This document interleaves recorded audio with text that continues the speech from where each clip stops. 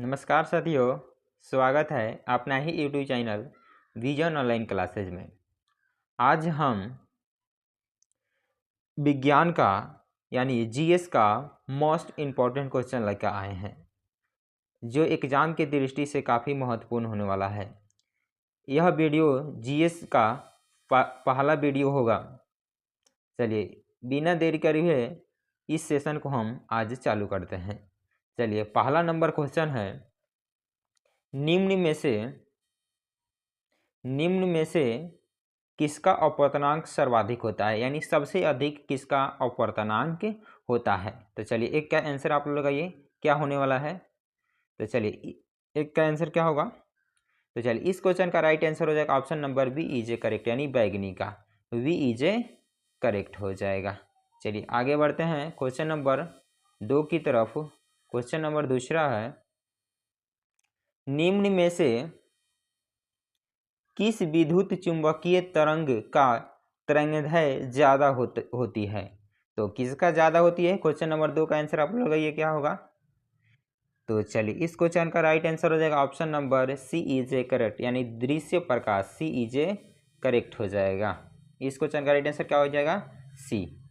चलिए आगे बढ़ते हैं क्वेश्चन नंबर 3 की तरफ। क्वेश्चन नंबर तीसरा है, प्रकाश की चाल सबसे अधिक ज्ञात की है। तो किसने सबसे अधिक प्रकाश की चाल ज्ञात की है। तो चलिए क्वेश्चन नंबर 3 का आंसर आप लगाइए क्या होगा। तो चलिए इस क्वेश्चन का राइट आंसर हो जाएगा option number B is A correct, यानी रोमर ने वी इज ए करेक्ट हो जाएगा। चलिए अगर वीडियो अच्छा लग रहा हो तो वीडियो को ज़्यादा से ज़्यादा शेयर कीजिए दोस्तों के पास, और चैनल को सब्सक्राइब करना ना भूलें, जिससे आने वाला वीडियो आपको तक जल्द से जल्द पहुंच जाए। तो चलिए आगे बढ़ते हैं क्वेश्चन नंबर चौथा की तरफ। क्वेश्चन नंबर चौथा है, सरल सूक्ष्मदर्शी में वस्तु को रखा जाता है। तो कैसे रखा जाता है। तो चलिए क्वेश्चन नंबर 4 का आंसर आप लोग ये क्या होगा। तो चलिए इस क्वेश्चन का राइट आंसर हो जाएगा option number A is A correct हो जाएगा, यानी लेंस और प्रकाश के बीच रखा जाता है, ए इज ए करेक्ट हो जाएगा। चलिए आगे बढ़ते हैं क्वेश्चन नंबर 5वां की तरफ। क्वेश्चन नंबर 5वां है, जब प्रकाश वायु से कांच में जाता है तो क्या होता है। जब प्रकाश वायु से कांच में जाता है तो क्या हो जाता है। तो चलिए क्वेश्चन नंबर 5 का आंसर लगाइए क्या होगा। तो चलिए इस क्वेश्चन का राइट आंसर हो जाएगा option number B is A correct हो जाएगा, यानी तरंगदैर्घ्य घटती है, वी इज ए करेक्ट हो जाएगा, वी इज ए करेक्ट हो जाएगा। चलिए आगे बढ़ते हैं क्वेश्चन नंबर 6 की तरफ। क्वेश्चन नंबर 6 है, पूर्ण आंतरिक परिवर्तन होता है जब प्रकाश जाता है। तो चलिए क्वेश्चन नंबर 6 का आंसर आप लोग लगाइए। क्वेश्चन नंबर 6 का आंसर क्या होने वाला है। तो चलिए इस क्वेश्चन का राइट आंसर हो जाएगा option number A is A correct हो जाएगा, ए इज ए करेक्ट, यानी हीरे से कांच में, हीरे से कांच में हो जाएगा। चलिए आगे बढ़ते हैं क्वेश्चन नंबर 7वां की तरफ। क्वेश्चन नंबर 7वां है, प्रकाश तंतु किस सिद्धांत पर कार्य करता है। प्रकाश तंतु किस सिद्धांत पर कार्य करता है। तो प्रकाश तंतु किस सिद्धांत पर कार्य करता है। तो क्वेश्चन नंबर 7 का आंसर आप लोग ये क्या होगा। तो चलिए इस क्वेश्चन का राइट आंसर हो जाएगा option number A is A correct हो जाएगा, पूर्ण आंतरिक परिवर्तन, ए इज ए करेक्ट हो जाएगा। चलिए आगे बढ़ते हैं क्वेश्चन नंबर 8 की तरफ। क्वेश्चन नंबर 8 है, प्रकाश ऊर्जा को विद्युत ऊर्जा में बदलता है। तो कौन बदलता है प्रकाश ऊर्जा को विद्युत ऊर्जा में। तो चलिए क्वेश्चन नंबर 8 का आंसर आप लोग ये क्या होगा। तो चलिए इस क्वेश्चन का राइट आंसर हो जाएगा option number C is A correct, यानी सौर सेल में बदल देता है, सी इज ए करेक्ट हो जाएगा। चलिए आगे बढ़ते हैं क्वेश्चन नंबर 9वां की तरफ। क्वेश्चन नंबर 9वां है, यांत्रिक ऊर्जा को विद्युत ऊर्जा में बदलता है। तो यांत्रिक ऊर्जा को विद्युत ऊर्जा में कौन बदलता है। तो चलिए क्वेश्चन नंबर 9 का आंसर आप लगाइए। तो चलिए इस क्वेश्चन का राइट आंसर हो जाएगा option number A is A correct, यानी dynamo, A is A correct हो जाएगा। चलिए आगे बढ़ते हैं क्वेश्चन नंबर 10वां की तरफ। क्वेश्चन नंबर 10वां है, सूर्य के केंद्र का ताप कितना होता है। तो सूर्य के केंद्र के ताप का ताप कितना होता है? तो चलिए क्वेश्चन नंबर 10 का आंसर आप लोग आइए। तो चलिए इस क्वेश्चन का राइट आंसर होने वाला option number A is correct हो जाएगा, यानी 1.5 गुना 10 का पावर 7 के होता है, ए इज करेक्ट हो जाएगा। चलिए आगे बढ़ते हैं क्वेश्चन नंबर 11 की तरफ। क्वेश्चन नंबर 11 है, सूर्य के केंद्र का दाब कितना होता है? तो सूर्य के केंद्र का दाब कितना होता है? क्वेश्चन नंबर 11 का आंसर आप लोग लगाइए। तो चलिए इस क्वेश्चन का राइट आंसर हो जाएगा option number C is correct हो जाएगा, सी इज करेक्ट हो जाएगा, यानी 2 गुना 10 का पावर 16 न्यूटन वर्ग मीटर हो जाएगा, बी सी इज करेक्ट हो जाएगा। चलिए आगे बढ़ते हैं। क्वेश्चन नंबर 12 है, परमाणु रिएक्टर आधारित है, तो किस पे आधारित है? तो परमाणु रिएक्टर किस पे आधारित है? क्वेश्चन नंबर 12 का आंसर क्या होने वाला है? जल्दी से कमेंट कर बता दीजिए। तो चलिए इस क्वेश्चन का राइट आंसर हो जाएगा option number B is correct, यानी नाभिकीय विखंडन पर, वी इज करेक्ट हो जाएगा। चलिए आगे बढ़ते हैं। क्वेश्चन नंबर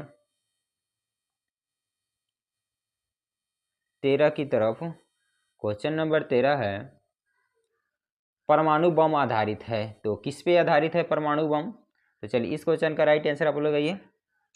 तो चलिए 13 का आंसर हो जाएगा option number C is correct हो जाएगा, सी इज करेक्ट हो जाएगा, यानी अनियंत्रित नाभिकीय विखंडन, सी इज करेक्ट हो जाएगा। चलिए आगे बढ़ते हैं।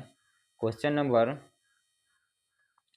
14 की तरफ। क्वेश्चन नंबर 14 है, हाइड्रोजन बम आधारित है, तो हाइड्रोजन बम किस पे आधारित है? चलिए बता दीजिए। तो चलिए 14 का आंसर क्या होने वाला है?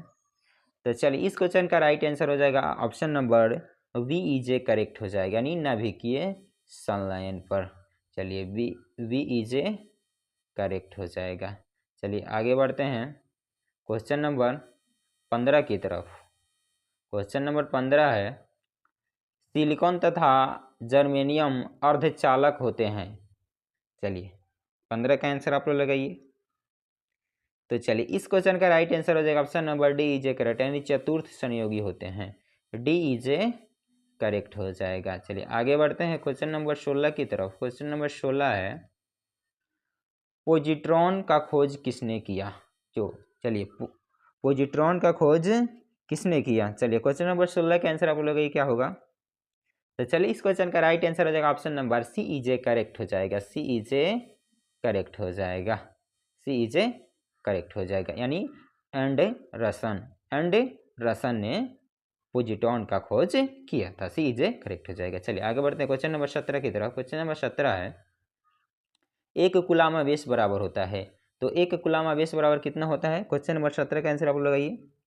तो चलिए इस क्वेश्चन का राइट आंसर होने वाला option number A is correct हो जाएगा, ए इज करेक्ट हो जाएगा, यानी 6.25 गुना 10 का पावर 18 इलेक्ट्रॉन होता है। चलिए ए इज करेक्ट हो जाएगा। चलिए आगे बढ़ते हैं क्वेश्चन नंबर 18 की तरफ। क्वेश्चन नंबर 18 है, किसी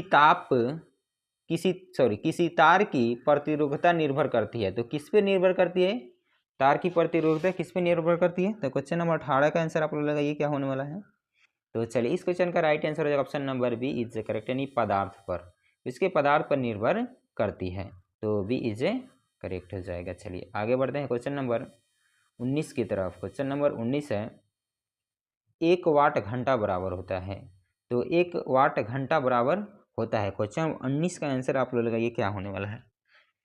तो चलिए इस क्वेश्चन का राइट आंसर हो जाएगा option number B is correct हो जाएगा, यानी 3.6 गुना 10 का पावर 3 जूल होता है, वी इज करेक्ट हो जाएगा।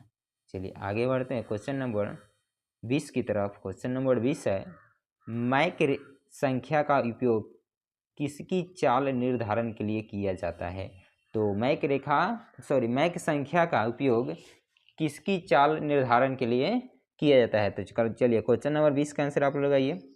तो चलिए इस क्वेश्चन का राइट आंसर हो जाएगा option number C is correct, यानी विमान पर, सी इज करेक्ट हो जाएगा। चलिए आगे बढ़ते हैं क्वेश्चन नंबर 21 के तरफ। क्वेश्चन नंबर 21 है, एक कार बैटरी में प्रयुक्त विद्युत अपघटय होता है।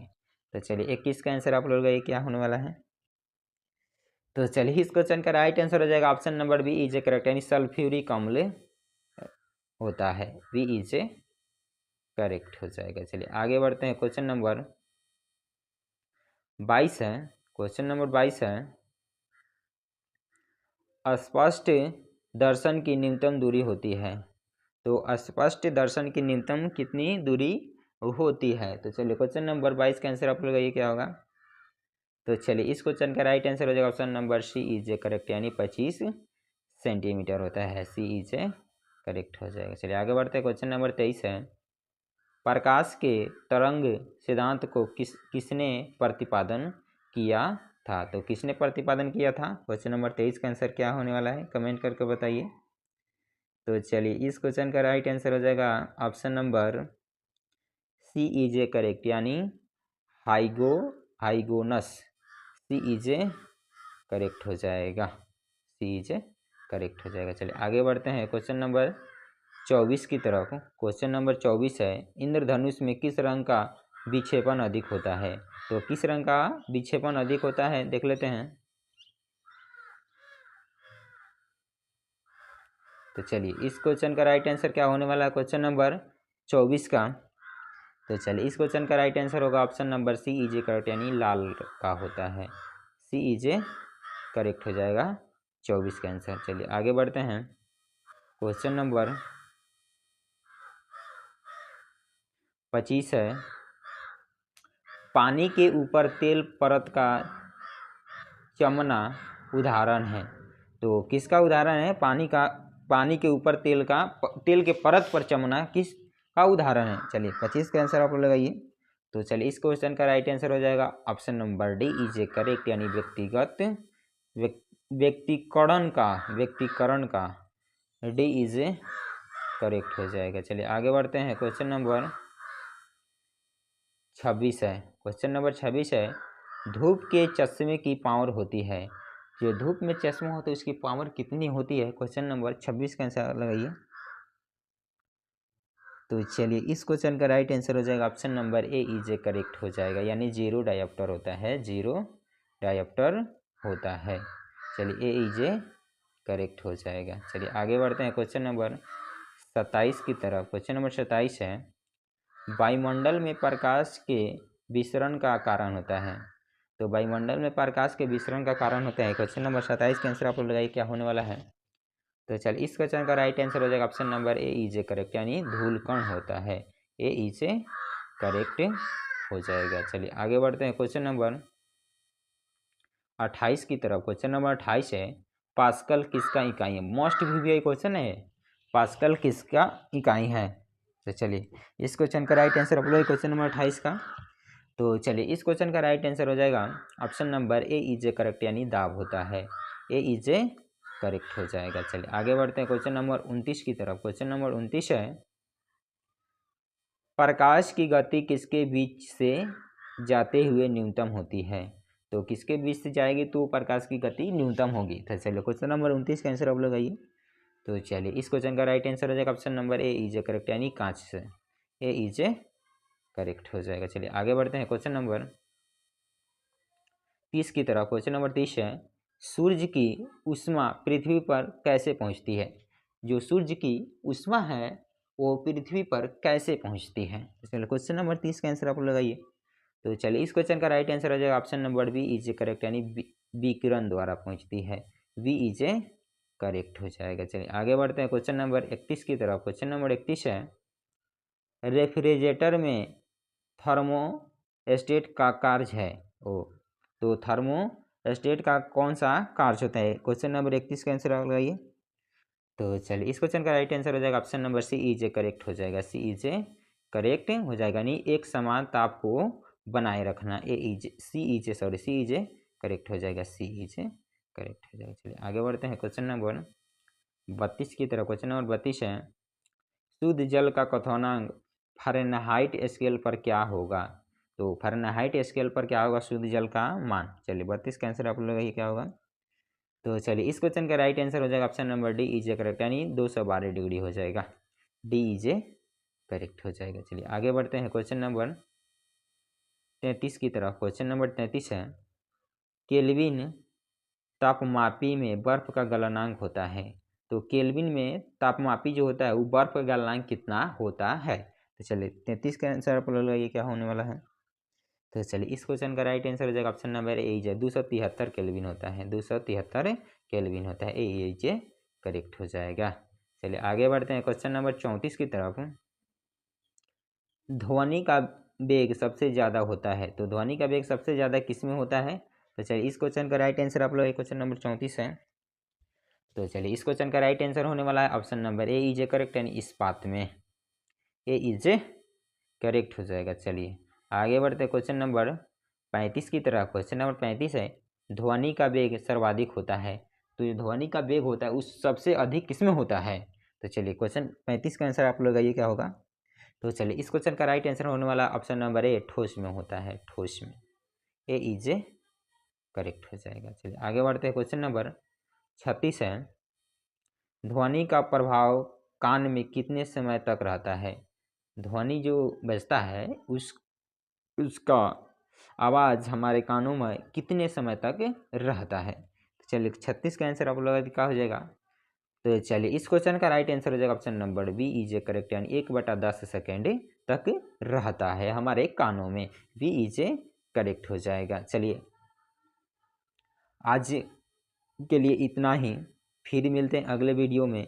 अगर वीडियो अच्छा लगा हो तो ज़्यादा से ज़्यादा शेयर कीजिएगा अपने दोस्तों और भाइयों के साथ, और मेरे चैनल को भी सब्सक्राइब कर लीजिएगा, जिससे आने वाला वीडियो का नोटिफिकेशन आपके पास जल्द से जल्द पहुंच जाए और आप मेरे वीडियो को देख सकते हो। चलिए जय हिंद दोस्तों, फिर मिलते हैं अगले वीडियो में।